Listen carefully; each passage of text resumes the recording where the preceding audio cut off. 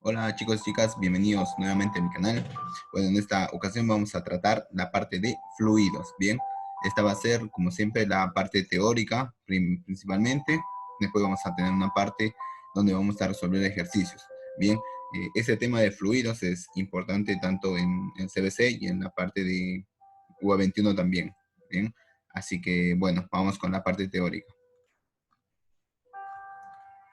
Los fluidos se caracterizan por no poseer una forma fija, es decir, se adaptan al recipiente que los contiene. Esto se debe a que las moléculas no están tan unidas como en el caso de los sólidos. Bien, se considera fluidos a los líquidos y también a los gases. Ojo con eso, no solamente son considerados los líquidos, sino que también los gases. Bien, dos conceptos que tenemos que tener en cuenta va a ser el primero, la densidad, que es una magnitud escalar referida a la cantidad de masa en un determinado volumen. Y como formulita podríamos definirla como la masa dividida el volumen. ¿Bien? El otro concepto nos habla de la presión, que es una magnitud que mide la proyección de la fuerza por unidad de superficie.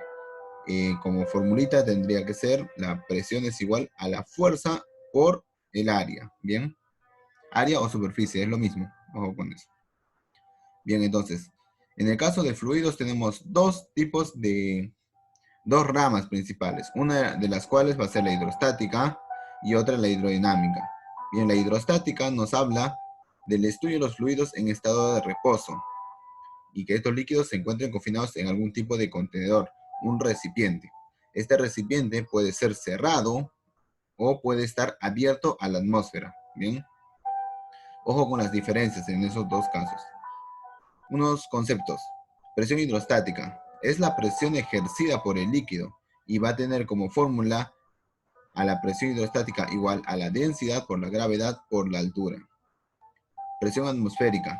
Es aquella presión que está ejercida por el aire que está sobre la superficie de la Tierra. Presión absoluta. Es la suma de todas las presiones que están sobre un punto. Entonces, bien, veamos este caso que está aquí, el dibujito.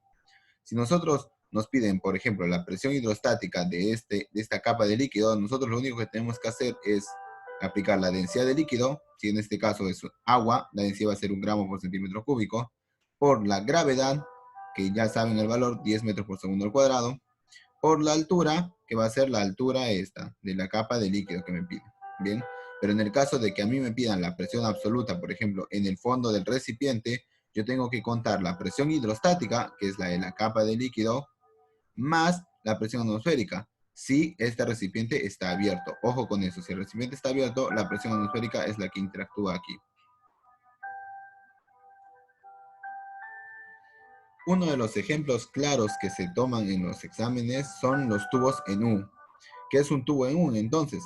Es un tubo que tiene la forma de la letra U, donde se colocan dos líquidos con densidades distintas y que no se pueden mezclar, ¿bien? Sería como el típico caso de agua con aceite, ¿bien? Sirve para poder determinar la relación que hay entre dos líquidos, ya sea en cuanto a su densidad o a su altura. Entonces, bien, acá tenemos el tubo en U, este sería el tubo en U, donde tenemos dos líquidos distintos, uno que está en color amarillo y el otro que está en color celeste, ¿bien?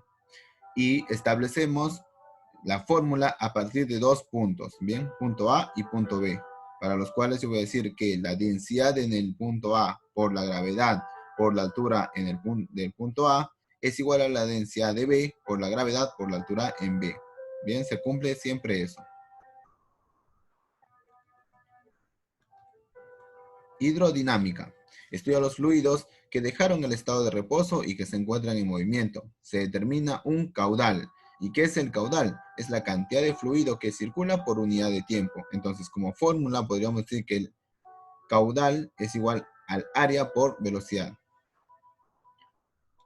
Ecuación de continuidad. Plantea que el caudal se mantiene constante a través de una tubería que tiene dos sectores con distinta área transversal, o si la tubería se divide en varias ramas. Bien, entonces, ojo con eso, miren, el área transversal que tiene en la parte 2 es más pequeña que la parte 1, ¿bien?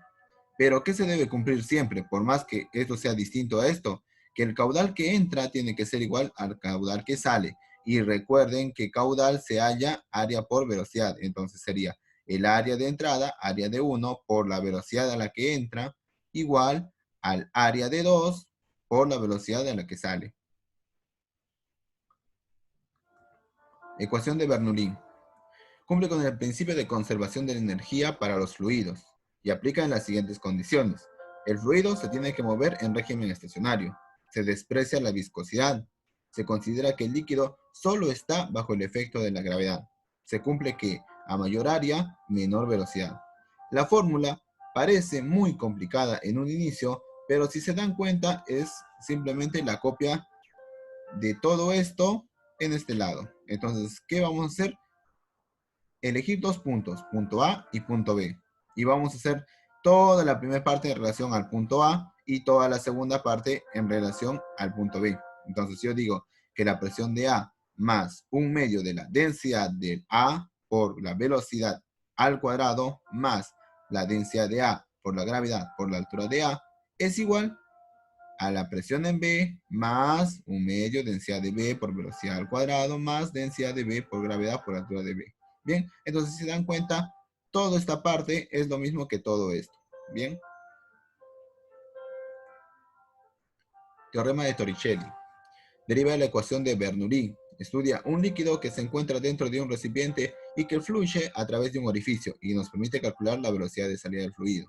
Bien, esto es como un resumen, digamos, de la ecuación de Bernoulli y nos sirve principalmente para poder hallar la velocidad de salida de un líquido. Bien, en el caso de que a nosotros nos digan que tenían un recipiente y que luego se le hizo una abertura por la cual puede salir líquido. Bien, entonces digamos que queremos calcular con qué velocidad sale el líquido y bueno, la formulita es velocidad de salida es igual a la raíz cuadrada de 2 veces la gravedad por la altura. Bien, todo lo que vimos en la parte anterior hablan de fluidos ideales, ¿bien? Y en esta parte vamos a hablar ahora de fluidos reales. Se distingue de los fluidos ideales en que poseen una cierta viscosidad, es decir, es el rozamiento que se opone al desplazamiento del fluido. Un tema dentro de esto es la resistencia hidrodinámica, ¿bien? Del cual va a encontrarse la viscosidad. Para calcular se usa la siguiente fórmula entonces. Resistencia hidrodinámica igual a 8 por viscosidad por la longitud dividido pi por radio a la cuarta.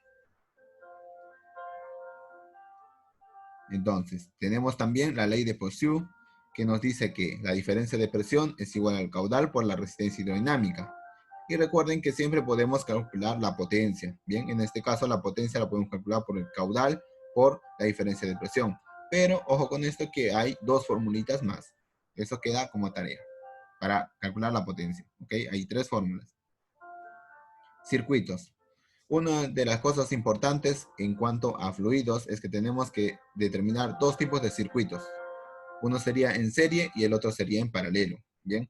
¿Qué es una serie? Quiere decir que hay dos cañerías, una a continuación de la otra. Bien, como en este caso, la tubería 1 se encuentra adelante de la tubería 2, pero siguen el mismo recorrido, digamos.